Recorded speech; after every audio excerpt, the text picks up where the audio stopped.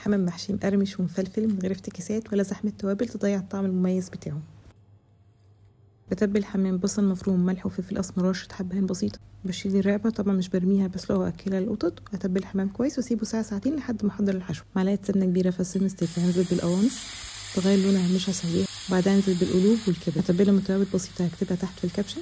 بعدين هنزل بصل مفروم ناعم اقلبه تقلبتين. اول ما ينزل ميته هنزل الرز على طول يشرب ميه البصل واقلبه كويس يشرب من كل الاطعمه. مش هحط ميه ولا هسويه. اخر حاجه بعد ما قفلت عليه اضيف معلقه سمنه واقلبه بعض كويس وكده الحشو جاهز. اجهز شربوحات مستكه حبهان ورق لورا وفلفل حصى لو عندكم بصل وجزر وعيدان كرفس بس ما كانش عندي. هقلبهم 5 دقايق كراميل قبل ما احط الميه. الحركه دي حرفيا بتخلي طعم الشوربه في حته تانية. على ما الشوربه تجهز هكون انا حشيت الحمام من جوه. بحط رز بالكبد والقوانص واضغط بايدي عشان اتاكد ان هي مش متروسه في فراغ. تحت الجلد رز بس من غير الكبد والقوانص واوزعها كويس. وطبعا ما تنسوش تقفلوها من تحت. الاجناح برجعها لورا كده ومكان الرقبه بعملها معامله الممبار وبحشيها كويس بالرز.